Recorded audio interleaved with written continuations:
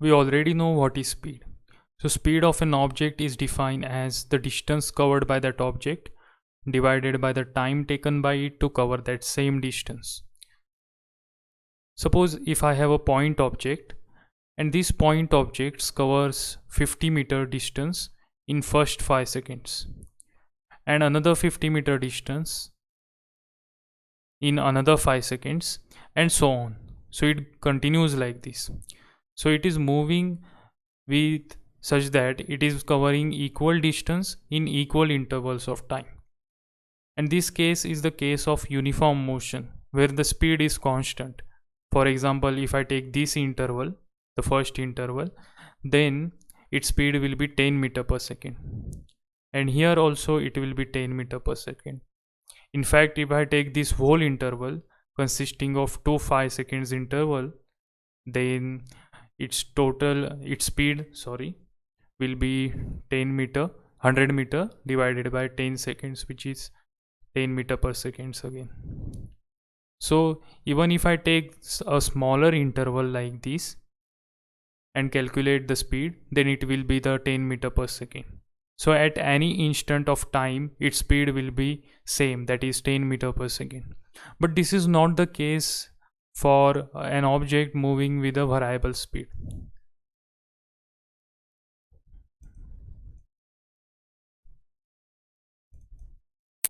Suppose I leave my house which is at position A by a car, and I reach this point B where my workplace is at, and while going from point A to point B, my car speed will not be same at every instant of time. It will be different at different instances. For example, when the traffic is low, then the car will be faster, and when the traffic is more, the car will be slower. So it will be different at different instances of time. So in such case, the overall motion is defined by average speed. So average speed is equal to total distance covered divided by the total time taken by it to cover that same distance.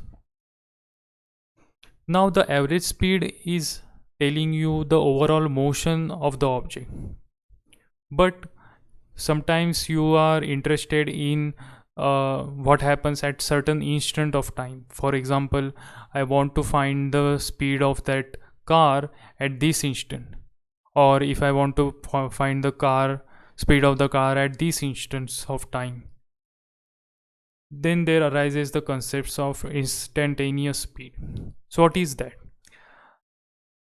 Now the speed, let's say this is t equal to 2 seconds. An object is traveling from A to B with a variable speed, and I want to know its speed at t equal to 2 seconds. So how will I do it?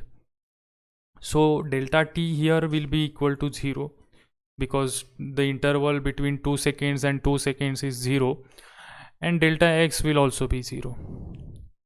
So the speed will be delta x divided by the delta t, which is 0 by 0. So what is going on? This is not defined, but the object will have certain constant speed at this t equal to 2 seconds. Now to solve this problem, consider this interval. There I'm choosing an interval around t equal to 2 seconds. Let's say that interval is delta t, and the distance covered will be delta x, suppose. So the speed will be delta x by delta t. Now while going through these points, let's say this is P point, this is Q point, the speed of the car will not be the same because it will vary between P and Q. So now to avoid that, to avoid making this average speed, because the average speed will be calculated if I calculate delta x by delta t. To avoid this, what I will do is I will take a smaller interval. Let's say this is R and this is S, but still there is much space for variable speed. That is, here it may be the different speed, here it may be the different speed, and so on. So sorry.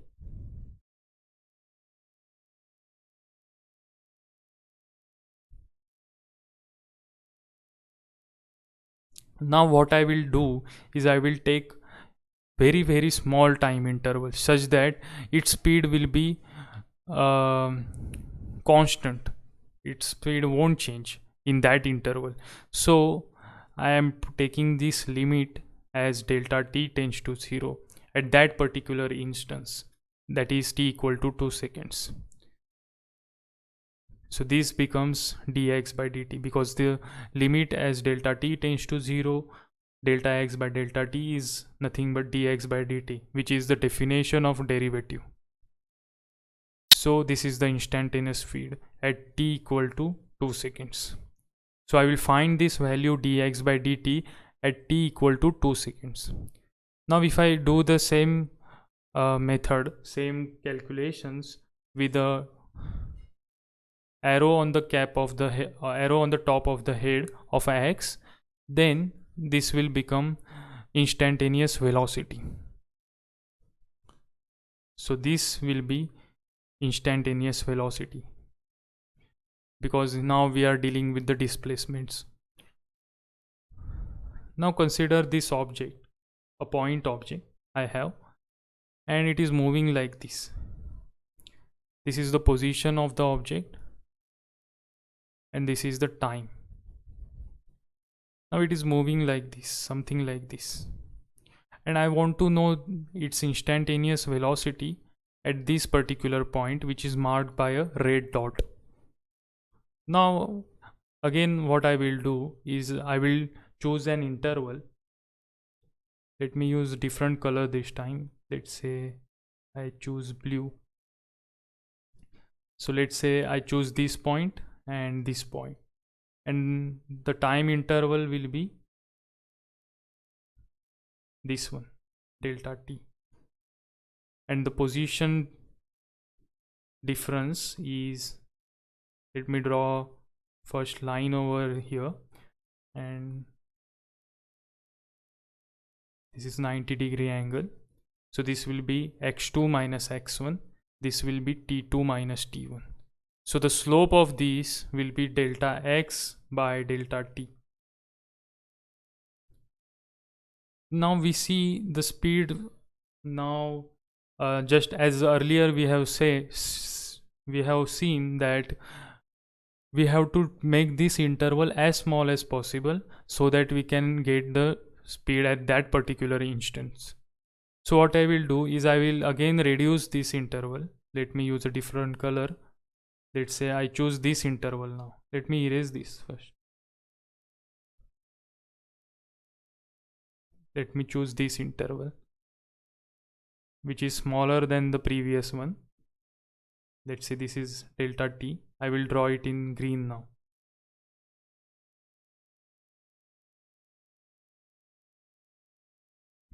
Now the slope of this line, which is passing through these two green points, will give us the speed.